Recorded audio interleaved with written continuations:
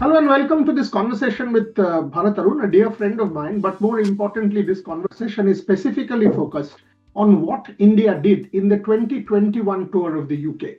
Bharat was bowling coach at that point, and India, if you remember, till the COVID interruption happened, was leading 2-1. Eventually, it became 2-2, but then it was a different dispensation thereafter. So clearly, this coaching setup, Ravi Shastri, Bharat Arun, did something right on that tour. Not since 2007 has India been ahead on a tour of the UK, and they were almost on the verge of winning. I will even go and say if the last test was played and not cancelled, India may have just closed out the series. The bowlers were brilliant. If you see Lords, Virat Kohli's statement, let's give them hell. They got England all out for nothing. All through the series, multiple times picked 20 wickets. What was it that the bowling coach did? What is it that India did? That's what we are going to talk about. Bharat, welcome. That tour, again, we are back here in the UK. I'm already there. A huge tour coming up. Your first thoughts, what you all did for that tour that helped India do so well? It's great to be on the show as usual. See, our 2018 tour of England was a huge lesson for us. If you read the scoreline suggests 4-1 on the 2018 trip, but actually we got close to winning at least 3 test matches after winning one, but it did not happen. So I think what are the lengths that need to be bowling in England? It's not just one length. But also what is the length you need to bowl when the ball is moving. Sometimes the ball does not move. Sometimes the ball moves quite appreciably. So during these times, what are the lengths? How quickly you understand the situation and adapt to the situation was 2018 tour was a very, very big lesson.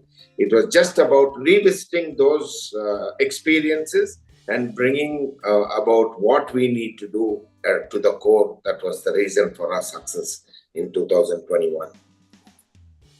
This time round, Jasprit Bumrah maybe not will not play the 5 test matches. Mohammad Siraj, somebody you have seen and grown together with you, Australia, England. And then you have Arshdeep Singh, you have some younger bowlers, Prasidh Krishna. You have a number of younger bowlers in that setup. How do you look at this side, Bharat, and what do you think? Because if I see Australia, Bumrah, had he played that Sydney Test match, we could have still made it 2-2. How will you set this series up for me, especially from the bowling standpoint? Also, I would want to know from you about Kuldeep Yadav and can he be effective in England? Wrist spinners have always been effective, especially in England. Maybe even initially when there is a little bit of dampness in the wicket, there is help for those wrist spinners. And also the roughs that the bowlers create. If they know, but again, using the rough is a separate art. It's not just bowling. I think somebody who instantly comes to our mind is Shane Warne. He alone, I think Kuldeep has got enough skills to be successful in England. And also, if you look at this bowling attack, yes, it is relatively inexperienced, but it's got huge potential. If you want to analyze each and every one of Bumrah, everybody knows. We don't need to talk much about Bumrah. Mohammad Siraj can move the ball appreciably. He's sharp. If he understands his strengths, like what he did during the Lord's Test match in England, I thought he bowled a magnificent spell. Even then, it needed a little bit of tweaking for his understanding. So, what did he do? No, tell me, what did he do? He was especially when bowling to left-handers, he had a natural angle which is leaving them, but he tried to cut out that angle by going around the wicket to them. And your effectiveness comes down, especially when there is a slight movement of the wicket, and especially in Lords where there is a slope. And if you're using it when you're bowling from the pavilion end, and if you're going to be bowling around the wicket, you don't get the advantage of the slope.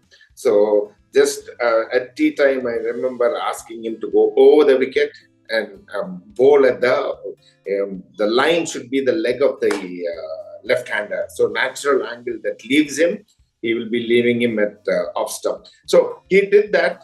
So Siraj is very, very capable. I was particularly impressed with Arshdeep during the IPL. He could move the white ball both ways. And I think in England, the ball, it's probably the Dukes is the most bowler-friendly ball in world cricket. In terms of pronounced seam, in terms of the shine, the conditions in England are so conducive. So I think it is any bowler with reasonable amount of skill, England is the place to be in, to be bowling. So you mentioned a few. So if I can kind of extrapolate, I'm not putting words into your mouth. Is it going to be, if you were part of the system, is it going to be Bumrah, Siraj, and Arshdeep to start alongside Kuldeep? Is what you reckon, or will it also be on form conditions? Because India might just want an extra batter or a little bit of help. So Shardul Thakur might come in at number 8. How do you kind of visualize at least the starting, the Leeds Test match where there is going to be early summer, so there should be some assistance for the bowlers and some moisture. I would definitely go. Siraj and Bumrah is a no-brainer. The other two bowlers would be the toss-up between. I would definitely go with Arshdeep because being a left-hander, and not many people even get to practice left-handers, even in the net. So it's not always easy, especially if there is a skillful left-hander, he becomes all the more potent. And I would like to, between Nitish Reddy and Shardul Thakur, that will be a choice between, they are pretty good, they are very handy. Nitish can also bowl 130 plus. Shardul also does the same. Shardul also is quite handy with the bat. So it will be a toss-up between who is bowling the best at that point of time, bowling and batting. They come in as an all-rounder because I think to win test matches abroad, you need 5 bowlers. And but will you play Kuldeep Yadav? Yes, I would play Kuldeep Yadav. I would play Kuldeep Yadav, even if not in the first innings. Second innings, he would be a handful to be dealing with. You were the one who brought in this whole sports science workload management thing into Indian cricket. I remember we talking about it and wrote about it extensively also, the Ishant Sharma story, for example, that don't bowl too much on the eve of a match. When I think of Jasprit Bumrah, from what I have understood or I've been told, maybe test matches 1, 2, and 4, given the kind of gaps, how would you look at handling Jasprit Bumrah, Bharat? Because clearly with Bumrah and without Bumrah is a hell of a difference. How would you have handled Jasprit Bumrah in these circumstances using workload management? Definitely, yes. See, it is such that too much bowling and too little bowling both cause injuries. They are a perfect recipe for some bowler to get injured. So obviously, we cannot control the number of overs that Jasprit Bumrah bowls in a match. But according to the number of overs he bowls in the match, the practice sessions can be toned down for him, where he needs to be working on his recovery. It can be a strength training session in the gym or some recovery work with the physios. So handling him will be very crucial. And as you rightly mentioned, Bumrah's presence in the team adds a huge value. In not only he does well, he rallies the other bowlers. The confidence which they ride in with Jasprit Bumrah being in the side would definitely add a lot of value to this team. So ideally, I would expect him to play all the test matches. But if there is very good support from the other bowlers, Bumrah can be preserved and played in all the 4 or 5 test matches that India are going to be playing. If he is going to be bowling, taking a brunt of the workload, then I'm afraid he will not be ready for all the 5 test matches. So how the other bowlers support him becomes very, very vital for Bumrah playing all the test matches. So we got to take it as you go by, rather than saying he's good for first 3 test matches, then you need to give him a break. Rather, if we can, the other bowlers can help Bumrah play in all the test matches if they are bowling really well. That's actually a very important point made. I mean, no one had mentioned this to me, that it will also be on the other bowlers that how Bumrah kind of shapes up, because they might just take a bit of the load themselves. Somebody like Siraj, Arshdeep, Kuldeep. Shardul, Nitish, whoever is playing, stepping up. That's a fascinating point that you're making, Bharat Arun. You've watched these fellows very close, Bharat, whether it is in Australia 21, Shubman Gill and Rishabh Pant. You've watched these fellows very closely. Now they're captain and vice captain. You've seen them in England, you've seen them in Australia, you've seen them grow when you were coach alongside Ravi. Tell me about Shubman Gill and Rishabh Pant as captain, vice captain. You think they're ready for the job now? I think so, yes. Shubman Gill, to me, looks very calm and composed. Even when he was a youngster, he looked the part. And I thought he has captained quite impressively in the IPL. Not only marshalling the resources, using them judicially also was very key to it. Also, when you look at him in the match, when you look at his body language, he didn't seem to be highly perturbed when there was a crunch situation. He seemed, at least on the surface of it, he seemed cool. So I think these are the traits of a very good captain.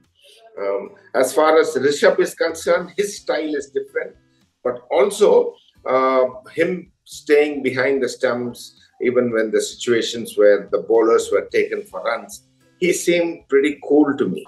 So I think Rishabh Pant, MS Dhoni is one of his biggest, idols. So, and he spent a lot of time with MS. So I think that experience and the calmness and the coolness which MS Dhoni portrays, which MS Dhoni is known for during matches, Rishabh Pant, even if he imbibes some of those qualities, he will go on to be a good skipper. Last question. Having kind of toured with India overseas multiple times, South Africa, England, Australia, and done well, India comes into this series as the underdog, based on what happened in Australia or at home. How are you looking at it, Bharat? Do you give India a chance? And how do you see this series unfolding? Is there, you've got to start well?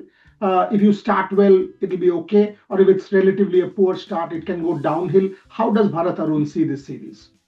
I would look at any challenge as an opportunity because for a very good cricketer, any sportsman, a challenging situation, if you are calm in the mind, gets the best out of people.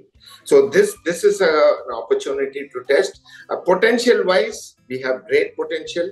And even I think England are in the process of rebuilding. So it would be, like you rightly pointed out, first, how do we start this test match? Our batting especially.